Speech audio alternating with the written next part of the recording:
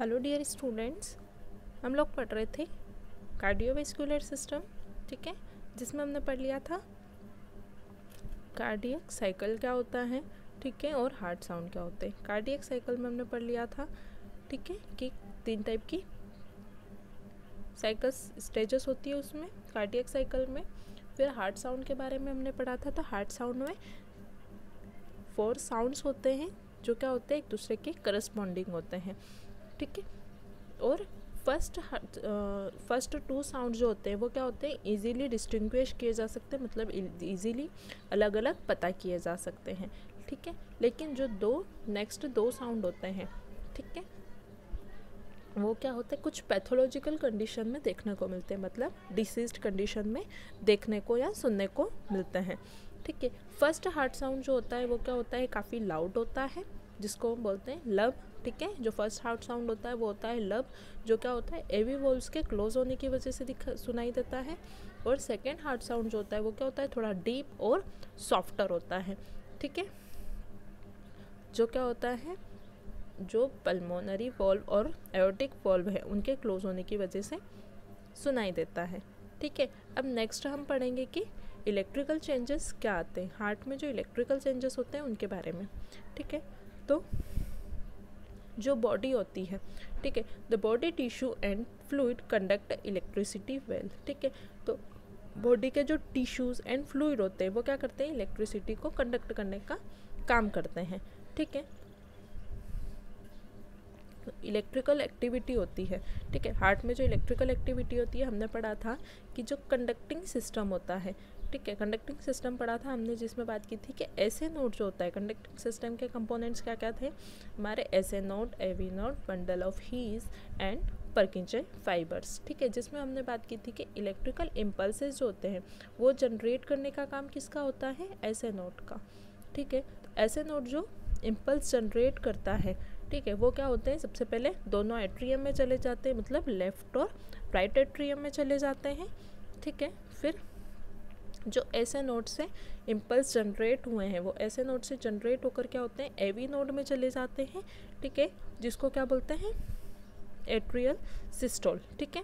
Cardiac cycle में हमने पढ़ा था कि एट्रियल सिस्टोल किसको बोलते हैं, जब एट्रियम जो है कॉन्ट्रैक्ट होते हैं उसको क्या बोलेंगे, एट्रियल सिस्टोल, ठीक है। फिर एवी नोड से जो इम्पल्स आए हैं वो इम्पल्स कहाँ जाएंगे, बंडल ऑफ हीज में, और राइट और लेफ्ट बंडल ब्रांचेस में चले जाएंगे, ठीक है, जो इम्पल्सेस जनरेट हुए हैं, ठीक है। फिर वो इम्पल्स वहाँ से क्या होंगे, परकिंजे फाइबर्स में चले जाएंगे, जो क्या करेंगे, जो वेंट्रिकल्स होते हैं उनको कॉन्ट्रैक्ट होने में हेल्प करेंगे, ठीक है। ये हमारी बात हो गई कि कंडक्टिंग सिस्टम जो है वो। अब इलेक्ट्रिकल इम्पल्सेस जो होते हैं डिपेंड करते हैं कंडक्टिंग सिस्टम पर ही, जैसे कंडक्टिंग सिस्टम वर्क कर रहा है, ठीक है, और कार्डियक साइकिल जो चल रही है उसी की वजह से उसी को नोट करने के लिए हम क्या करते हैं, ईसीजी करते हैं। ईसीजी मतलब इलेक्ट्रोकार्डियोग्राम, ठीक है। जब इलेक्ट्रिकल इम्पल्स जो जनरेट हुए हैं उनको रिकॉर्ड करने के लिए हम क्या करते हैं, हार्ट की जो एक्टिविटी है, हार्ट में जो इलेक्ट्रिकल एक्टिविटीज़ है उनको रिकॉर्ड करने के लिए हम क्या करते हैं, स्किन सरफेस जो रहती है उस पर क्या करते हैं, इलेक्ट्रोड का यूज़ करके हम क्या करते हैं, लिम्स और चेस्ट पर इलेक्ट्रोड्स को लगाकर क्या करते हैं, हम स्किन सरफेस पर चेक करते हैं कि इलेक्ट्रिकल एक्टिविटीज़ चल रही है, प्रॉपर चल रही है या नहीं है, इलेक्ट्रिकल एक्टिविटीज़ को हम चेक करते हैं, ठीक है। फिर जो ईसीजी होती है उसको ट्रेस करने के लिए क्या 5 वेव्स होती है, ठीक है, जिसमें फर्स्ट वेव होती है पी, सेकेंड होती है क्यू, थर्ड होती है आर, फिर fourth S and last T, ठीक है। 5 वेव्स होती है, ठीक है, जिसमें क्या होती है 3 वेव्स जो रहती है वो होती है पॉजिटिव वेव, और 2 वेव्स जो होती है वो नेगेटिव होती है, ठीक है। जो फर्स्ट वेव होती है पी वेव, ठीक है, फर्स्ट वेव जो होती है वो होती है पी वेव, जिसको क्या बोलते हैं, एट्रियल कॉम्प्लेक्स, ठीक है। एट्रियल कॉम्प्लेक्स क्यों बोलते हैं, जब एट्रियम जो होता है वो कॉन्ट्रैक्ट होकर, ठीक है, एसए नोड से जो इम्पल्स जनरेट हुए हैं उसकी वजह से क्या होता है, एट्रियम जो होता है कॉन्ट्रैक्ट होता है, जिस जो आर्ट्रियल सिस्टोलिक वाली कंडीशन होती है उस टाइम क्या होता है, पी वेव शो होती है। फिर आता है नेक्स्ट हमारा Q R and S wave, ठीक है। तो क्यू आर एस वेव जो रहती है उसको क्या बोलते हैं, इनिशियल वेंट्रिकुलर कॉम्प्लेक्स। और ये जो इसका जो ड्यूरेशन होता है वो कितना होता है, 0.06 to 0.1 सेकेंड, ठीक है, इतना इसका ड्यूरेशन होता है, ठीक है।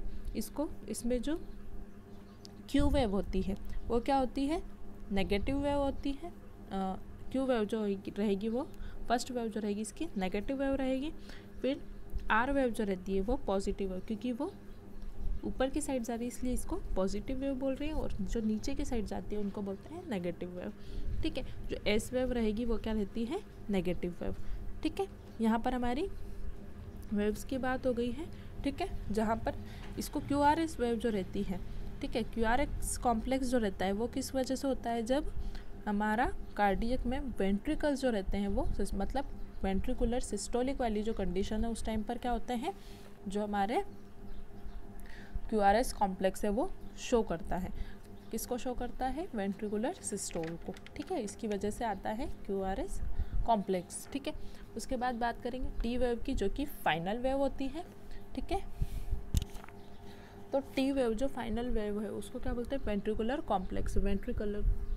वेंट्रिकल्स जो रहते हैं उनका कॉम्प्लेक्स वेंट्रिकुलर कॉम्प्लेक्स बोलते हैं, जिसको क्या बोलते हैं, पॉजिटिव वेव बोलते हैं, ठीक है। जो टी वेव होती है उसको क्या बोलते हैं, पॉजिटिव वेव। इसका जो टाइम ड्यूरेशन होता है वो कितना होता है, 0.2 सेकेंड्स का, ठीक है। ये हमारी बात हो गई ईसीजी की, ठीक है। अब बात करेंगे हम कार्डियक आउटपुट की।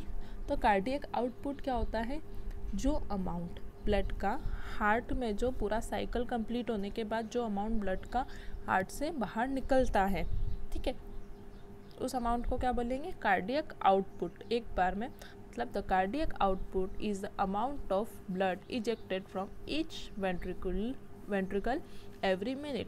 हर मिनट में जो वेंट्रिकल ब्लड को इजेक्ट कर रहा है, मतलब ब्लड को हार्ट से बाहर भेज रहा है, उसको क्या बोलेंगे, कार्डियक आउटपुट, ठीक है। तो नॉर्मल कार्डियक आउटपुट कितना होता है, 5 लीटर पर मिनट, मतलब हर एक मिनट में 5 लीटर जो है कार्डियक आउटपुट करता है, मतलब कार्डियक ब्लड को पहुंचाता है पूरी बॉडी में, ठीक है। यह हमारा कंप्लीट होता है कार्डियोवैस्कुलर सिस्टम, ठीक है। किसी को कोई डाउट हो, किसी को कोई बात टॉपिक या कोई कुछ समझ नहीं आया है तो आप मुझसे डिस्कस कर सकते हैं, ठीक है। Thank you.